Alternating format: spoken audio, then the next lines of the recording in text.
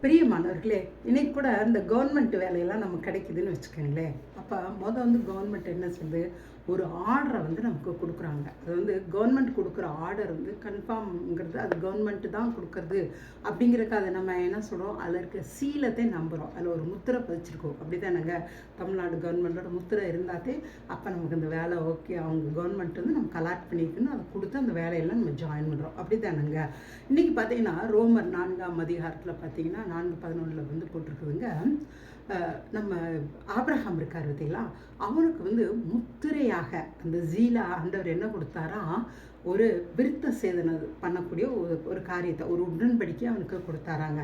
அந்த உடன்படிக்கை எதுக்கு கொடுத்தாரா, எப்படி நம்ம வேலை பார்க்கறதுக்கு முன்பாக உனக்கு வேலை அலாட்டுன்னு சொன்னால் அது நம்ம யோசிக்கிறோம்.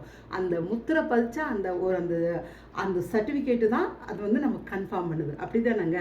அவனுக்கு உனக்கு ஒரு குழந்தை பிறக்கும், இந்த குழந்தை மூலமாக நீ உலகத்தை சுதந்திரிப்பான்னு சொல்லிட்டு, அது மட்டும் இல்லை ஆதியாகமத்தில் எல்லா ஆசீர்வாதங்களும் உனக்கு கிடைக்கும்னு சொல்கிறது அந்த உடன்படிக்கையின் அடையாளமாகத்தான் முத்திரையாத்தை அவர் என்ன செய்கிறாராம், அந்த விருத்த சேதனங்கிற ஒரு காரியத்தை ஆபிரகாமுக்கு கொடுத்தாராங்க. இந்த விருத்த சேதனங்கிறது ஆபிரகாமுக்கு எப்படி கிடைச்சிச்சாமா, அது கடவுளை விசுவாசித்தானா, அதை அவர் நீதியாக நினைச்சாராம். அந்த நீதி நிமித்தம் கடவுள் கொடுக்குற ஒரு முத்திரை தான் அந்த எதுன்னு கேட்டிங்கன்னா அந்த விருத்த சேதனமாங்க. ஓகேங்க, இது பழைய ஏற்பாடுங்க. இப்போ புதிய ஏற்பாட்டில் நமக்கு எதுங்க முத்திரை? நம்ம இயேசுவை சொந்த ரட்சகராக ஏற்றுக்கொண்டிருக்கிறோம். கிறிஸ்து மூலமாக, அதாவது சிலுவையின் மூலமாக நமக்கு எல்லா ஆசீர்வாதமும் கிடைக்கிறது. அப்போ நமக்கு எதை கடவுள் முத்திரையாக கொடுத்துருக்காருன்னு கேட்டிங்கன்னா பரிசுத்தாவியை கொடுத்துருக்காராங்க. இன்றைக்கி நீங்கள் பரிசுத்தாவின்னு அபிஷேகம் பெற்றிருக்கீங்களா? அதாவது இயேசுவை ஏற்றுக்கொண்ட எல்லாருமே பரிசுத்தாவின் மூலமாக தாங்க அவரை ஏற்றுக்கொள்கிறோம்.